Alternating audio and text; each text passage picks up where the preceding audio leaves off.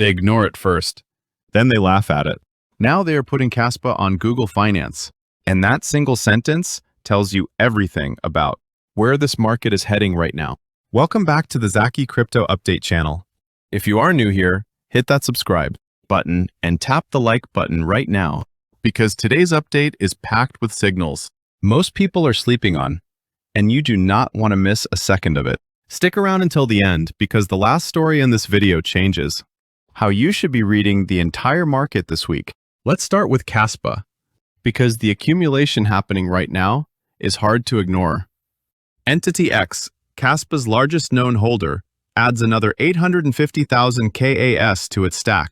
This follows a string of steady additions over the past several days and weeks, and the wallet keeps growing its position, even while the broader market stays subdued.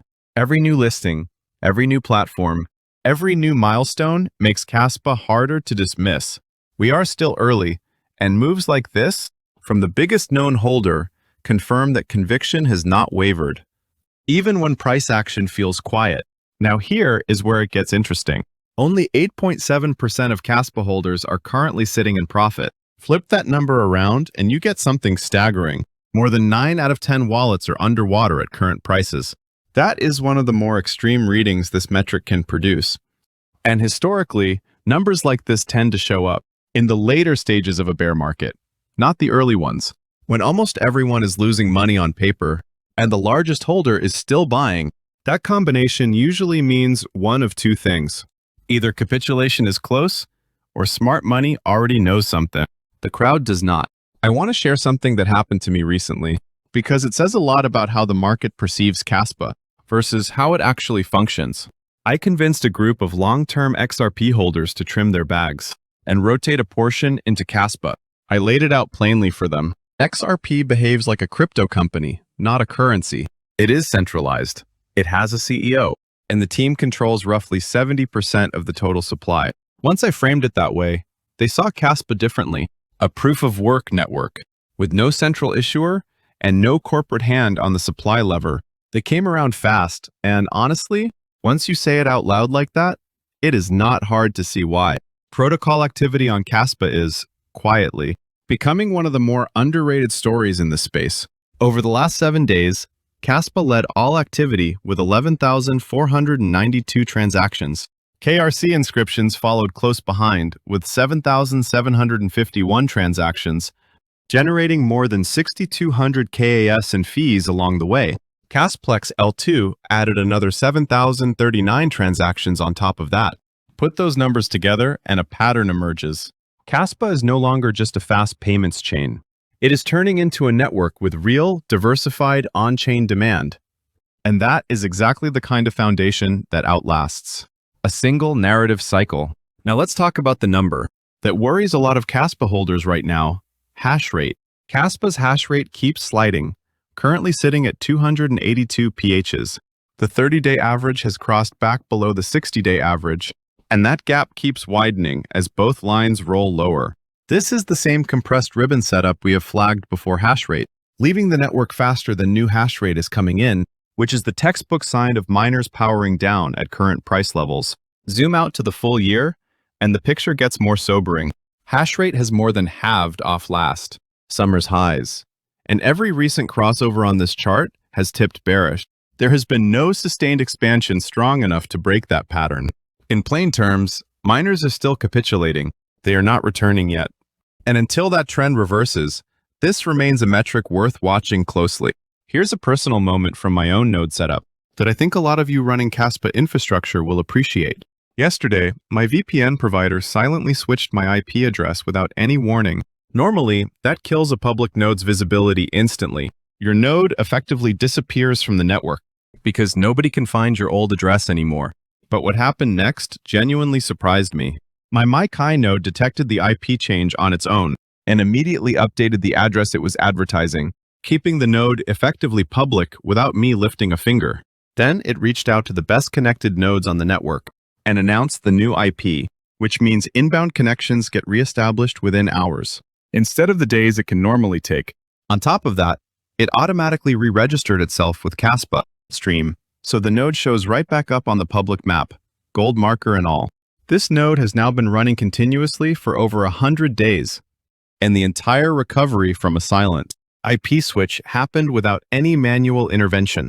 If you are thinking about running a node yourself, this is the kind of one-click simplicity that removes almost every excuse not to. Let's shift gears to Bitcoin, because there are two large wallet movements today that deserve your full attention. According to Look on Chain, a wallet potentially linked to Michael Saylor's strategy moved 1,030 BTC, worth approximately $66.14 million, about 2 hours ago. This comes right on the heels of last week, when Strategy offloaded 1,638 BTC in transactions, totaling roughly $102.4 million. After those sales, Strategy's Bitcoin treasury stood at 842,138 BTC, valued at an estimated $52.65 billion. Even with these recent transfers, that treasury remains one of the largest corporate Bitcoin holdings on the planet, and a move of 1,030 BTC, while notable, is a small fraction of that overall position. At the same time, in a completely separate development, Bitcoin miner Mara sent 6,000 BTC, valued at roughly $384.6 million, to 2Prime over the past 5 hours. Mara still holds 36,303 BTC after this transfer, worth an estimated $2.34 billion. Now, before anyone jumps to conclusions, analysts covering this movement say, it should not automatically be read as a sale signal. Transfers like this are frequently tied to asset management activity, custody restructuring, or collateral arrangements. Rather than an outright liquidation, large wallet movements always look dramatic on a blockchain explorer.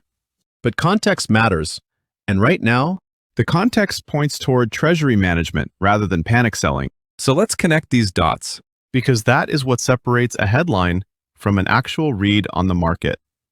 On one side, you have Kaspa's largest holder, aggressively accumulating into a market where over 90% of wallets are underwater, alongside a Hashrate chart that says miners are still throwing in the towel.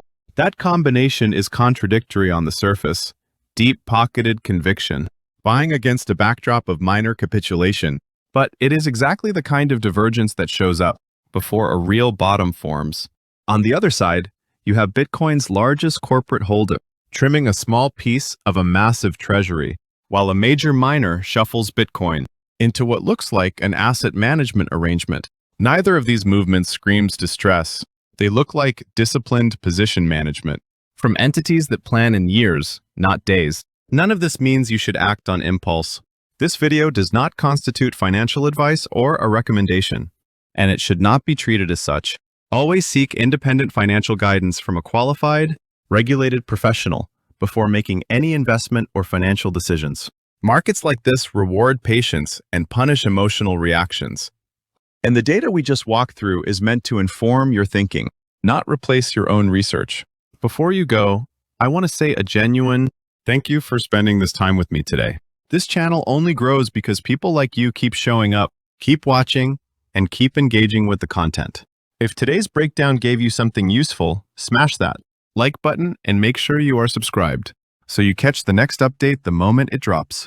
I have got more videos on the channel covering Kaspa's network fundamentals, deeper Bitcoin on-chain breakdowns, and altcoin comparisons, just like the XRP conversation we touched on today. So go check those out next.